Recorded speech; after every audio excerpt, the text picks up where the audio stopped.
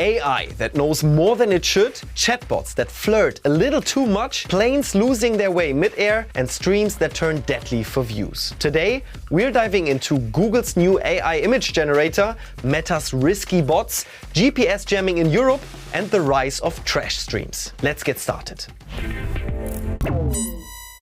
In September, Nano Banana broke the internet. It's Google Gemini's new AI image generator. It even helped dethrone ChatGPT. Google's AI became the #1 app on both app stores. Want to see yourself as an 80s pop icon or as a manga figure? Just upload a selfie, type in what you want, and you'll get the result in seconds. Looks like harmless fun, but users have been unsettled by details in pictures. And there are serious risks attached to AI image generators. Here's what you need to know. Does Nano Banana know more than it should?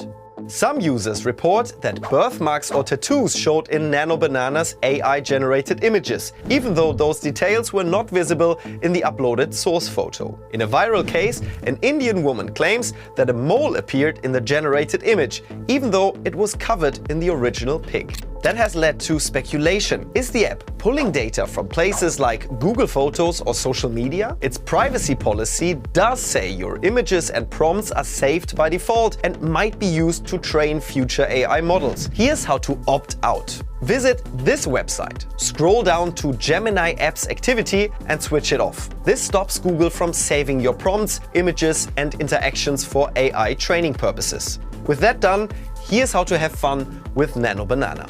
How do AI image generators work? Nano Banana is neither the first nor the most advanced AI image generator out there, but it's very easy to use and works smoothly on a smartphone. You can create images from scratch or upload a photo to remix, alter or combine elements from two images. The results can be so realistic it's hard to tell they're AI made. And that's exactly where things get tricky. A dream come true for scammers and fraudsters? For cybercriminals, the app is a goldmine. Scammers use AI-generated profile pics for fake social media accounts, dating profiles, or business accounts. They are used in romance scams or investment fraud. Some use AI to create fake IDs, driver's licenses, or government badges. This can lead to identity theft. Your face could be used in a crime. Scammers can also create fake but believable images of people in compromising situations. These are then used to extort money or damage someone's reputation. Google says it's keeping users safe with invisible watermarks and metadata tags, marking content as AI generated. But experts warn these can be removed or faked, and most users don't have the tools to check if an image is AI generated. How to stay safe?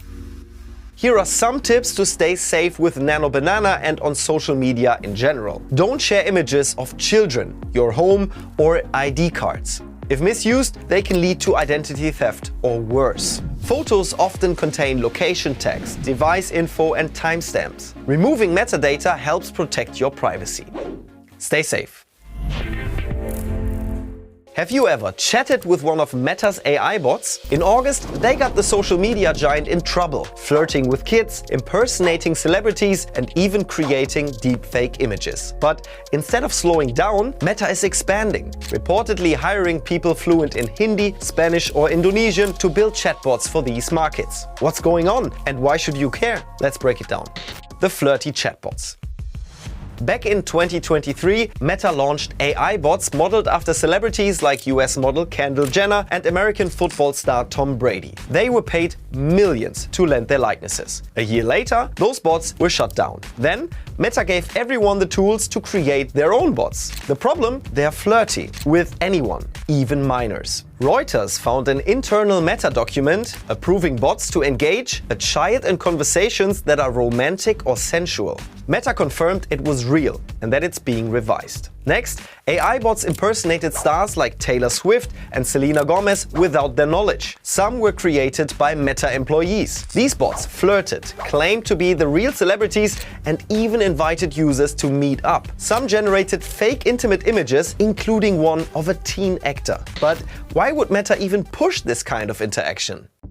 Mark Zuckerberg says AI companions could be the future of friendship. And there is a growing interest in romantic and sexual relationships with AI. Approximately 1 in 5 US Americans has used AI to simulate a romantic partner. About 16% of them said they have at least one sexual chat per week. Some prefer bots over humans for emotional support.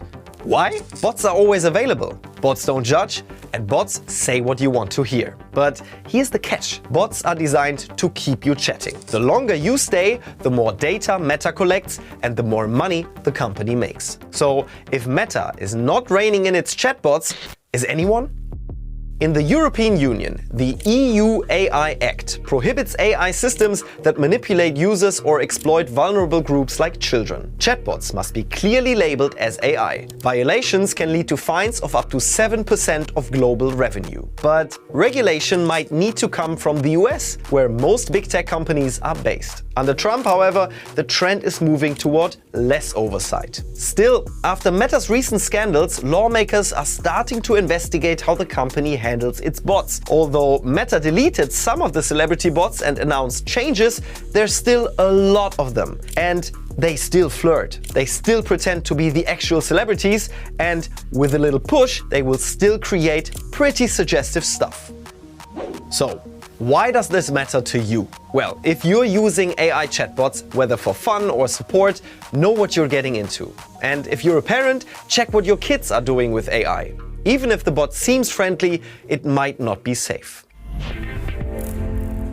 Imagine you're mid-flight and suddenly your plane doesn't know where it is anymore. That can happen, like in August on a flight the president of the EU Commission was on. Russia may have interfered with the GPS signal of the plane, and not for the first time. Since the invasion of Ukraine in 2022, reports of GPS jamming have surged. So what happened? What is GPS jamming exactly, and why should you care even if you're not on a plane? What happened? EU Commission President Ursula von der Leyen was flying to Bulgaria when her plane lost GPS signal. The pilot reportedly had to circle around for an extra hour before landing manually using paper maps. Bulgarian authorities suspect Russia to be behind the interference. But GPS jamming is happening elsewhere too. In 2023, India issued a warning saying that planes near Iran veered off course after their navigation systems had failed. One aircraft nearly entered Iranian airspace by mistake and without permission. So, what's GPS jamming? GPS, short for Global Positioning System, uses satellites to pinpoint your location. Here's how it works. Satellites send signals down to Earth. Your device receives signals from at least 4 of them and uses that information to figure out how far away each satellite is. Then, those measurements are used to calculate your position. Jamming happens when a stronger signal nearby drowns out the satellite signals. Your device can't figure out where it is anymore. Sometimes it's accidental, because of a faulty radio tower, for example. But it can also be deliberate, as in military cyber attacks. And then there's spoofing. Instead of blocking GPS, attackers send fake signals. Your device thinks it's somewhere else entirely. Attacks like these are becoming increasingly common in modern warfare. So why does this matter to you? Planes don't only rely on GPS, but losing the signal mid-flight increases the risk of accidents. And it's not just aviation. GPS powers many things you use every day. Your food delivery, GPS. Ambulances finding the quickest way to an accident scene, GPS. Plus, GPS satellites carry atomic clocks, super precise timekeepers. They help machines around the world agree on the exact time. That's crucial for financial systems. If 2 servers disagree on the time, your payment could look like fraud. And real fraud, often detected by timing patterns, might slip through. Another crucial system that would be affected by a GPS outage, the power grid. Electricity flow is measured with precise timestamps. If those are wrong, protective systems might get triggered unnecessarily or miss real faults that can destabilize the grid. What is being done? Most critical sectors have backup systems to handle short outages. But the European Union is stepping up its defense. It plans to launch new satellites into low Earth orbit to detect and counter GPS interference. For now, there's not much you can do personally, except maybe keep a paper map handy. But knowing how GPS affects your life helps you understand why these incidents matter. A man died during an extended live stream in August. And sadly, it's not the first time that's happened. Creators keep pushing limits to get your attention and your money. So what happened? And how can you spot so-called trash streams? Let's break it down. After being tortured live on air, the French streamer known as Jean Pomanov died in his sleep, while still live on camera. During that time, his co-streamers assaulted and humiliated him for content. An autopsy showed his death wasn't caused by the physical abuse, rather by medical reasons or toxic substances. The stream was hosted on Kick, a platform already criticized for weak content moderation. Kick launched in 2022. Its founders also own a crypto casino called Stake. When Twitch banned gambling streams, many casino streamers moved to Kick, signing million-dollar deals. Kick denies it's just a funnel to Stake, but experts note the overlap. Kick has a reputation of having weaker content moderation than Twitch or YouTube. Its rules don't allow extreme violence, but trash streams still get through. The trash stream trend started in Russia and Poland in the 2010s. Trash streamers perform degrading, violent and sometimes fatal acts against themselves or others live. To make it worse, viewers pay to further escalate things. Donations on platforms like YouTube, Twitch or Kick trigger wilder dares, violence and abuse. In short, viewers test how far streamers will go. This has led to deaths and accidents before. Why do people watch? Well, some say it's human curiosity, the same instinct that drew crowds to gladiator fights or public executions. Others say it's about control. Viewers feel powerful when their money seemingly shapes the stream. That's what a study on the subject showed. And why do streamers do it? Simple: attention and money. So, how to protect yourself?